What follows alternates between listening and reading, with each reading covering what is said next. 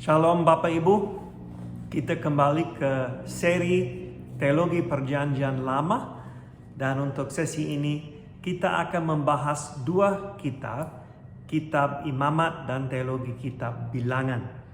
Nah, kitab Imamat adalah salah satu kitab yang sangat berteologis, penuh dengan teologi di dalam Perjanjian Lama. Secara rinci, Imamat membahas bagaimana Allah yang Maha Kudus menjelaskan, mengartikan dosa, dan bagaimana Allah mengampuni dosa, dan bagaimana Allah membantu umatnya untuk menghindari dosa. Allah berharap dan memerintah kekudusan dalam umatnya. Yang sering muncul dalam kitab ini adalah kekudusan Allah dan kehadiran atau keberadaan Allah. Perayaan dimaksudkan untuk menguatkan persekutuan antara Allah dan umatnya. Nah, kita akan lihat beberapa tema yang besar di dalam Imamat. Dari Imamat pasal 1 sampai 7, tema yang pertama yang besar adalah dosa dan pengorbanan. Kita melihat dalam pasal 1 sampai 7 ada korban bakaran, korban sajian, korban keselamatan, korban penghapusan dosa, dan korban penebus salah. Pada intinya, ada kebenaran bahwa Allah kudus. Manusia berbuat dosa. Dosa harus dihapuskan jika manusia mau bertahan dengan atau dalam hubungan dengan Allah. Harusnya ada korban penggantian. Dan Allah akan mengampuni dosa-dosa manusia. Sebagian besar dari korban-korban ini mencerminkan kasih karunia Allah.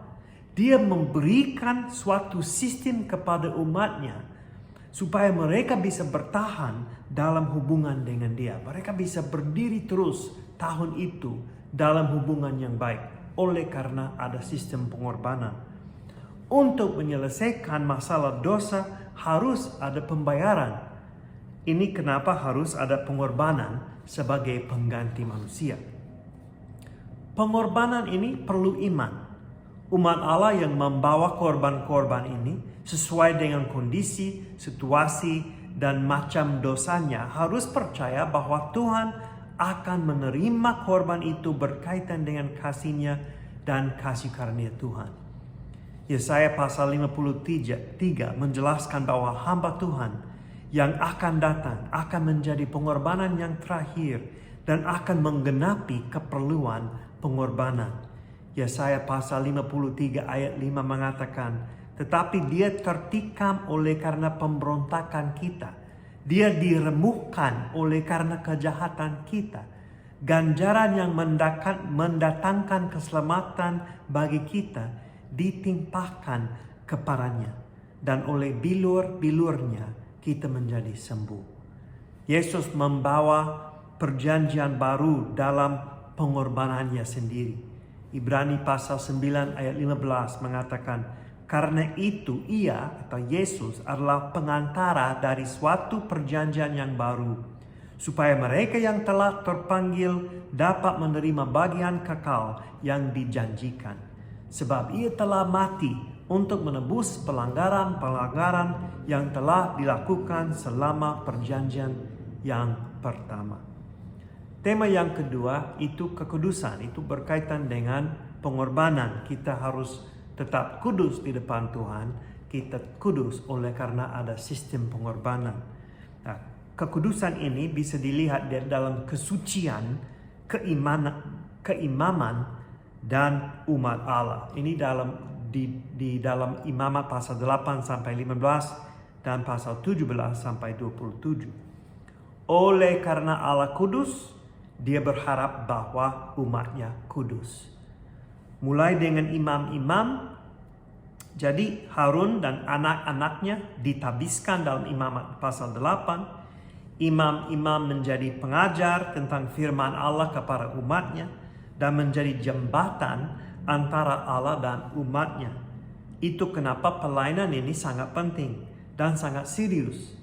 Imam-imam tidak boleh bermain-main seperti yang dilakukan oleh Nadab dan Abiru pada waktu mereka mempersembahkan api yang asing yang tidak diperintahkan Allah kepada mereka dalam pasal 10. Oleh karena Allah kudus, ada banyak hukum tentang kesucian dan kenajisan dalam acara persembahan.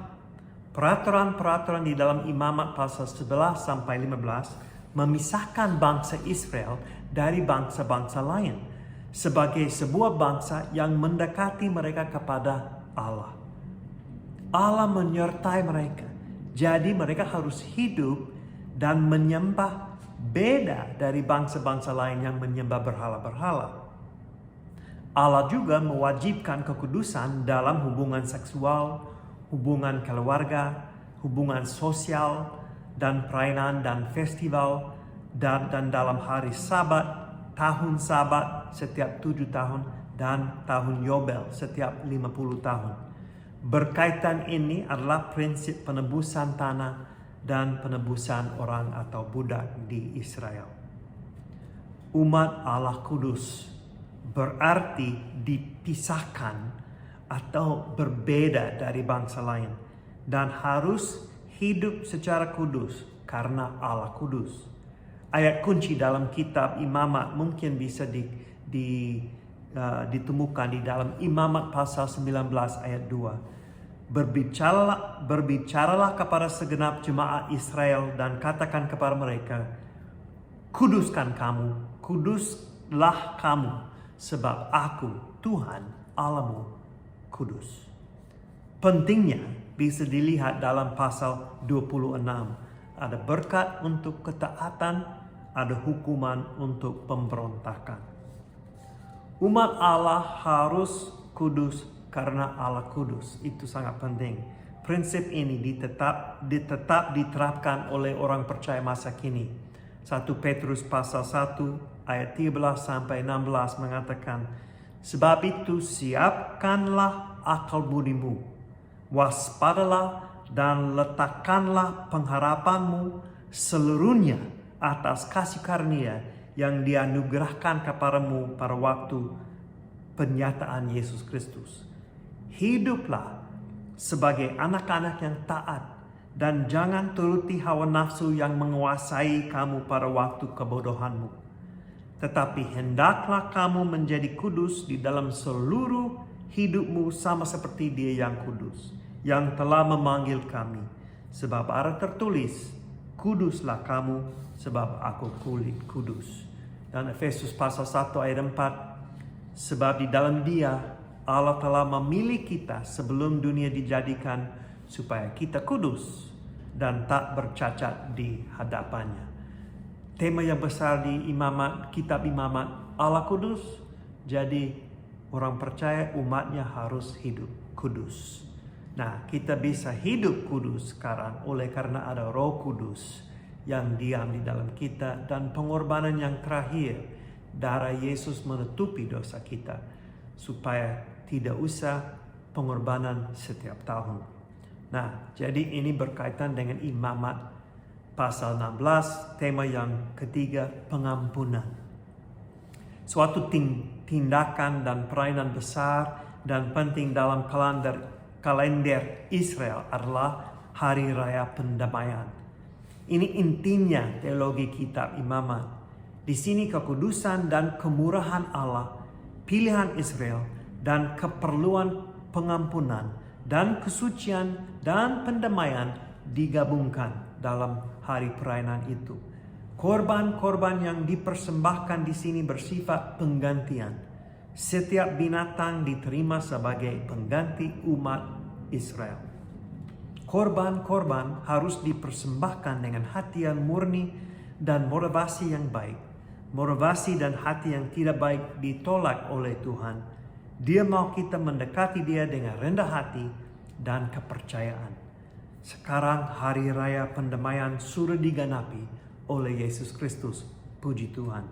Ibrani pasal 9 menjelaskan apa yang dilakukan Yesus satu kali untuk selama-lamanya. Bapak Ibu mungkin lebih baik ambil waktu nanti untuk membaca Ibrani sebenarnya pasal 8 sampai pasal 10 menjelaskan bagaimana Yesus sebagai imamat agung menjadi pengorbanan yang terakhir dan menggenapi sistem pengorbanan yang ada di dalam kitab imamat.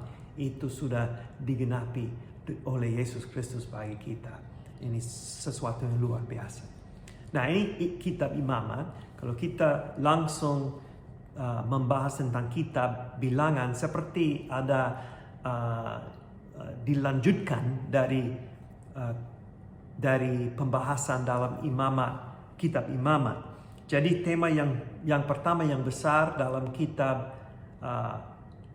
bilangan, tema teologinya adalah Allah yang memimpin. Ini bisa dilihat dalam bilangan pasal 1 sampai pasal 10. Kitab bilangan mulai dengan tunjukkan suku-suku Israel. Ini penting karena nanti banyak dari jumlah orang ini akan meninggal di padang gurun oleh karena mereka memberontak dengan Allah. Tetapi Allah setia untuk memimpin dan memelihara mereka, yaitu generasi yang berikutnya, sesuai dengan perjanjiannya kepada Abraham dan Musa. Dari pembentukan perkemahan suku-suku Israel dan tugas-tugas imam-imam, kita bisa melihat bahwa sebenarnya pemimpin yang terbesar adalah Allah. Mereka hanya bergerak jika Allah bergerak, yaitu tiang awan. Kalau tiang awan pindah, mereka siap pindah. Bilangan pasal 10 ayat 34 sampai 36 mengatakan, dan awan Tuhan ada di atas mereka pada siang hari, apabila mereka berangkat dari tempat perkemahan. Apabila tabut itu berangkat, berkatalah Musa, bangkitlah Tuhan, supaya musuhmu berserak dan orang-orang yang membenci engkau melarikan diri dari hadapanmu. Dan apabila tabut itu berhenti, berkatalah ia, kembalilah Tuhan kepada umat Israel yang beribu-ribu laksa ini. Jadi ini luar biasa. Tuhan memimpin mereka. Tuhan akan memelihara, memimpin mereka, dan memberikan penjelasan yang jelas. Mau ke situ sekarang dengan tiang awan itu. Tema teologi yang kedua adalah Allah yang memanggil dan menegur. Ini bilangan pasal 11 dan 12. Orang Israel sepertinya baru keluar dari Mesir, tetapi mereka terus mengeluh sampai kemarahan Tuhan muncul.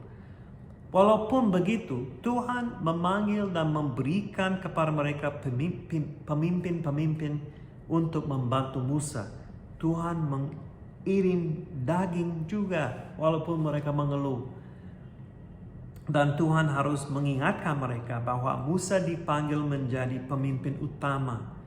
Peringatan ini diperlukan setelah Harun dan Miriam mau memberontak terhadap kepemimpinan Musa, adiknya. Jadi ini dalam bilangan pasal 12. Jadi Allah tetap memanggil dan dia siap untuk menegur kalau mereka tidak taat atau terus mengeluh. Tema yang ketiga, Allah yang memelihara. Ini bilangan pasal 13 sampai 36. Kita bisa melihat dalam cerita dalam pemberontakan, dalam semua hal. Jadi Allah terus memelihara mereka walaupun mereka tidak percaya dan terus memberontak. Mengapa? Karena Allah setia terhadap perjanjiannya. Oleh karena 10 dari 12 pengintai takut sama orang yang berada di tanah perjanjian dan bangsa Israel takut sama dengan mereka, Tuhan akan menghanguskan semua dewasa yang berumur lebih dari 20 tahun, kecuali Yosua dan Kaleb. Hanya anak-anak mereka, yaitu generasi ke depan, akan masuk tanah perjanjian itu. Sekali lagi ada pemberontakan dari Korah, Datan, dan Abiram. Mereka tidak senang dengan keunikan Musa dan Harun, dan Tuhan menghukum mereka pada waktu tanah membuka dan makan mereka. Tongkat Harun berbunga untuk memisahkan keimaman dia dan keluarganya. Jadi walaupun ada yang tidak taat, Tuhan tetap setia. Musa pun tidak taat 100%. Setelah bangsa Israel minta air lagi dan mengeluh lagi, Musa marah. Tuhan memerintah dia untuk bicara kepada batu, tetapi Musa memukul batu ini dengan tongkatnya. Oleh karena itu, dia tidak percaya kepada Tuhan dalam situasi itu, dia tidak boleh masuk tanah perjanjian. Tetapi Tuhan tetap setia terhadap perjanjiannya, dan ada pemimpin lain yaitu Yosua yang akan memimpin mereka. Allah memelihara bangsa Israel terhadap musuh-musuhnya. Mereka melawan dan mengalahkan Raja Sion dan Raja Og. Dan Tuhan menjaga mereka dari Balak dan memanggil Bileam untuk mengutuk bangsa Israel. Bileam tidak bisa mengutuk mereka, dia harus memberkati mereka. Jadi walaupun ada musuh yang mau melawan, mau menghanguskan Israel, Tuhan tetap menjaga, memelihara mereka. Tapi bangsa Israel jatuh lagi ke dalam dosa dengan persinahan dan menyembah Baal Peor. Tetapi Tuhan tetap setia terhadap perjanjiannya. Kita melihat ini pada waktu mereka dihitung untuk kedua kalinya dalam Bilangan pasal 26. Walaupun generasi yang tua sudah meninggal, jumlah umat Allah hampir tetap sama. Itu menarik.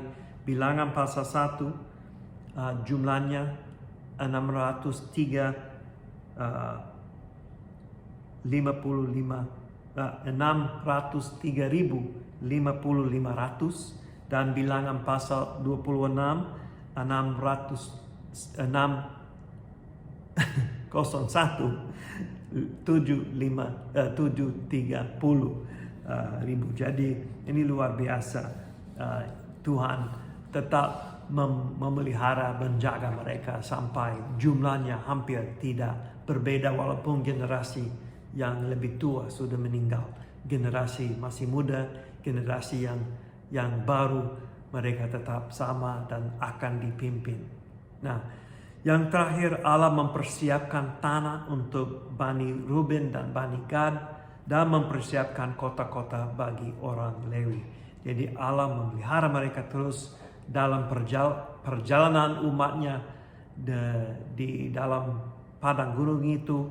Dan walaupun mereka memberontak, walaupun mereka mengeluh, Allah tetap setia. Jadi ini mungkin tema yang saya tidak tulis di sini, tetapi Allah tetap setia dalam Bilangan.